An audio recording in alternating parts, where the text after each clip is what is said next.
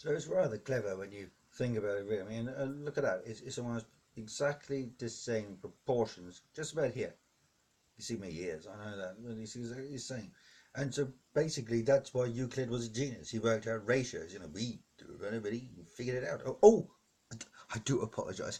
Um, Welcome to Ask God. It's very nice to be. Um, oh, incidentally, before we start, I'd just like to say a huge thank you to everyone who's taken the time to watch and share our humble program. Thanks ever so much for that.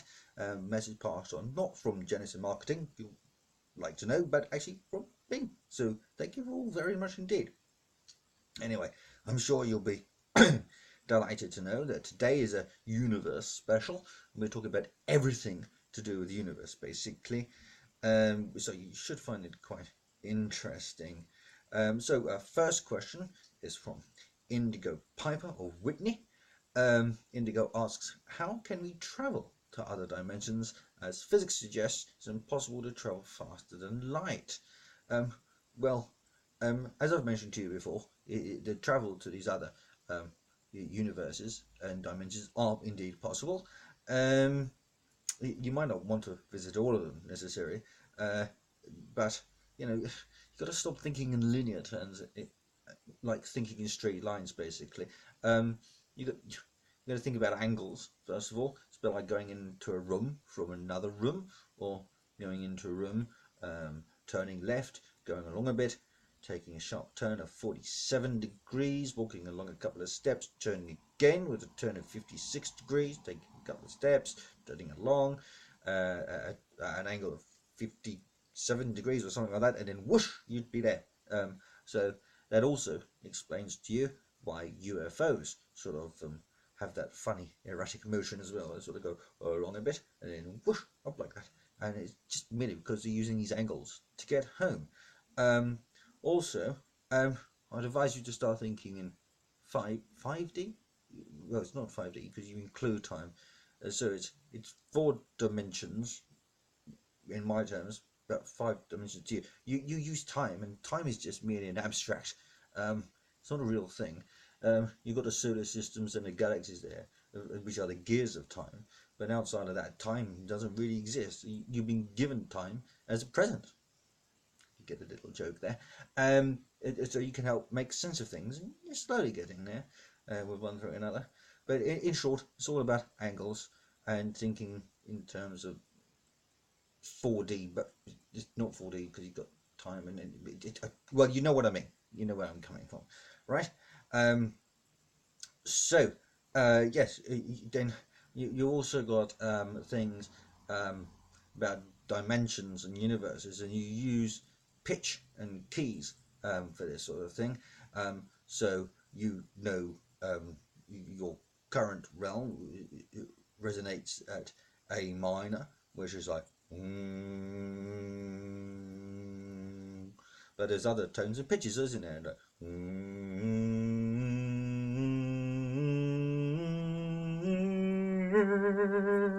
yeah, you get my drift. And so you might want to change your quantum accelerators to a different tuning. I'd advise something like D for a first timer. That's quite interesting there in that realm and dimension. I wouldn't recommend an open E tuning though. Oh, ghastly! It's like being somewhere where there's nothing. In a way, just this bland expanse of nothingness and tons of it as well. You can get lost in it. It's a veritable maze, really is. A bit like going to IKEA. And then all of a sudden you see the exit sign and you get out and you thank me for getting you out, basically. So as I say, you can travel to these other dimensions. There's 13 dimensions in each universe, and also go to other universes as well with the same techniques. And it is relatively easy. I mean, you might want to try a type thing, or you might want to go. It's all different things to try. Just work it out, just to avoid the open E. Oh, good grief! Anyway, moving swiftly on, Dieter Schlappel from Duisburg asks, so come on then, what's the universe all about? Well, Dieter, in short, here at Bliss HQ, we had a good old think about things and how the whole existence thing was going to play out when we were designing things. We knew that from sound, you could suspend water droplets in sound. In fact, your scientists have realized that too. You have two conflicting frequencies, and it seems to hold a water droplet in stasis almost. It's very interesting, and it's how things sort of work. All about pitch and vibration and things like that. And so we figured that you'd need somewhere to live, and where that thing is that you live on needs something around it as well. And then after that, you've got to have something around that as well, and then you've got some sort of container. Really, I mean, some people thought of a cage. I thought things might get out and escape too easily. Other people thought of eggs. Maybe not. No, there's a whole chicken egg problem, which is still doubling over. Then there's a fishbowl type thing, and I thought, no, they just think they're two lost souls swimming in a fishbowl. Yeah, roughly. No, you don't know the lyrics. Oh well. And then basically, you know, I thought of bubbles. I thought it was quite a good idea. So you have a bubble verse, and yours went a bit pear-shaped. I don't mean it in a nasty sense. It literally is pear-shaped. And there's different tons of bubbles, all different shapes and types. So it was a bit like, imagine an area basically, and you pour in water and bubble bath, and you got tons and tons of bubbles just emanating away basically, and that's how we sort of played it out, and leads nicely into the next question, actually, from Francesca Hoppen Smythe of Shore and Basie. Oh, Shore and Basie. Who asks, is the universe inside something? Well, yes, in short. Universes, or bubble verses, as I call them, they're inside something that someone basically called blinking. Don't know why blinking doesn't really make any sense to me. I was thinking of something so much grander, like the realm or ergo.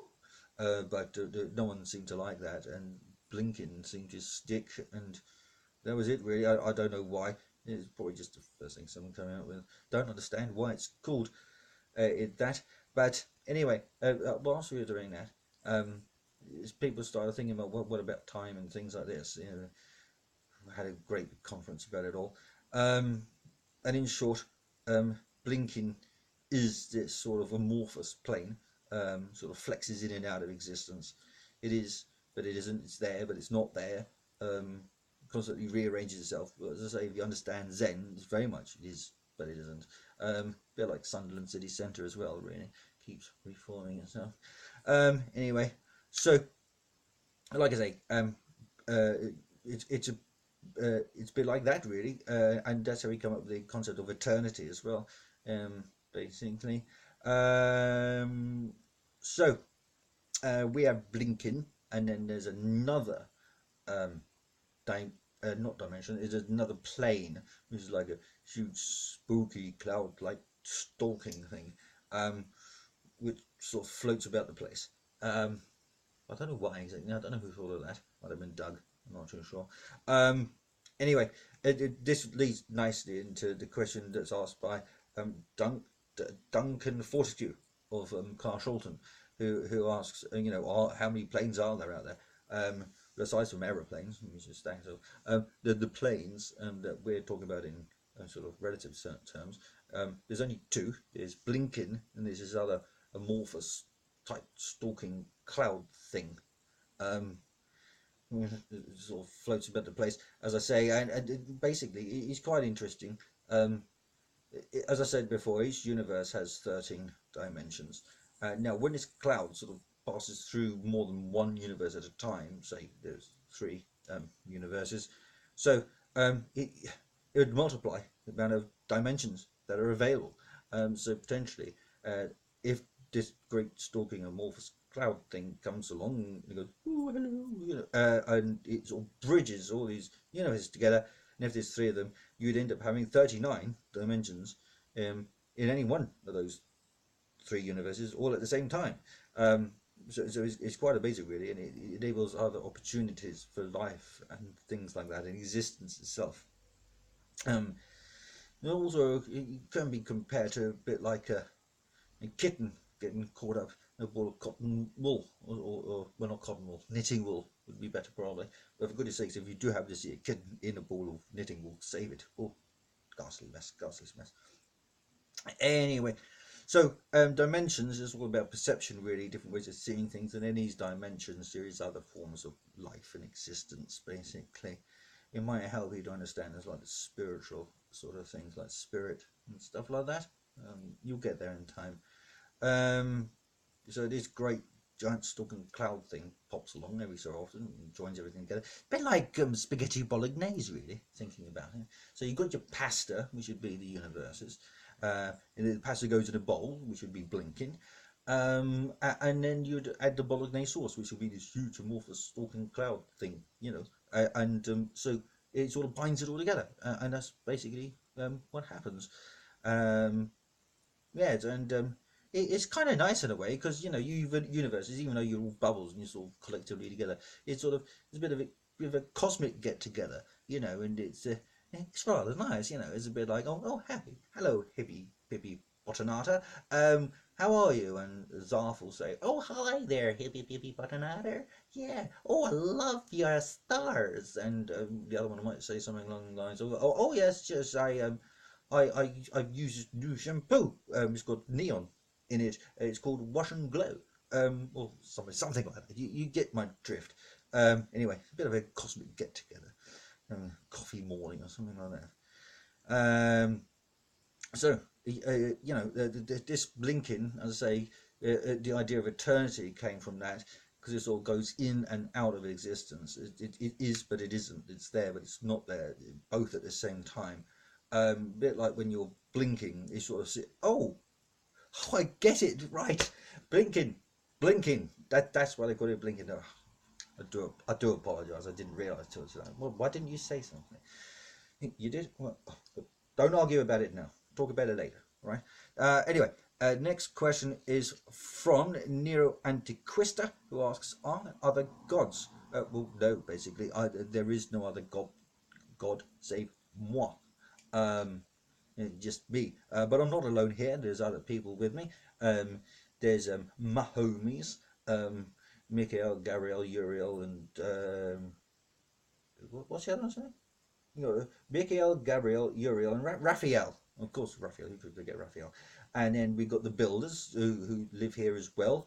There's Richie, Prudence, Doug, and Chippy. They're all pretty good lads as well. And they're a bit like angels, but they're not angels. As I say, this blinking thing, it just gives us idea of things that exist but don't exist, create, uncreate, that sort of stuff.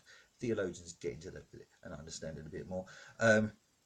If you explore this with Zen as well, you'll sort of get there. So anyway, these angel type chaps are really nice and very pleasant, and interesting thing about angels as well. Just go off on a tangent just for a moment. Is that it's only in dreams that they have wings. So if you have a vision or a dream, they appear to have wings in, but in real life, if you were to me, when you realise they don't have them, just sort of drop that in there. Next, Vincent van de Graaf generator asks, was there a big bang? Well, as I say, the builders, I think it was Stan, came up to me and says, what do you want doing? So I said to them, knock through a couple of universes, make some good foundations. And they did that. So it wasn't much of a big bang, but it was a bit of a racket. I remember that much. I kept telling them to keep the noise down, drilling all the hours of the universe. Things take eons sometimes. So basically, Stan comes back to me and he says, yeah, we've knocked through the universes, we've laid the damp course, made good foundation, made good. What do you want next? And I turned around and I said, well, it's a tad dark. And then I uttered those immortal words, well, they're immortal now anyway, let there be light. And so I think it was Doug.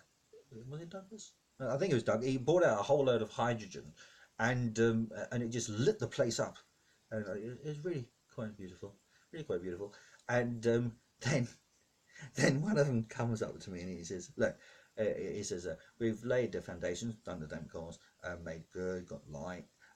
Is there anything else you want me to do?" And I just jokingly said, "Well, I think we'll call it a day." And that sort of phrase really stuck ever after. Um, that's where they came from, and yeah, it was great. I really enjoyed those days, the good old days. Um, and lastly, our last question is from Professor Brian Cox. Yes, Professor Brian Cox, who asks, um, the handwriting is terrible. If we travel to the end of the universe, what happens? Well, in short, Brian, what happens is that you just go into another universe. If you imagine um, you're you're in the rain, and you see a big puddle, and there's these raindrops come floating down into the puddle. And when raindrops hit the puddle, they have concentric circles that sort of emanate outwards, don't they? A bit like that. And these circles don't cancel each other out. What they do is that they complement each other, and they just sort of merge, and you see whole complete circles intertwining with each other. And that's a bit like what happens with the universe, is they just sort of merge into one another. So when you get to the end of one, you just at the beginning of another, really. Uh, Best way to describe it, I suppose. Anyway, I do believe that's all we have time for today. It's been great having a chat with you. Don't forget to subscribe to our YouTube channel, and as Janice keeps reminding me to remind you lot, don't forget to go to the Facebook page as well, which is Ask God, simply. Our username is Ask God at Bliss HQ. You can contact us by email, by SMS, by facsimile, by letter. You can also go old school and pray as well, like the old prayer. Have a good natter. Yeah, so until next time, take care. Bye bye.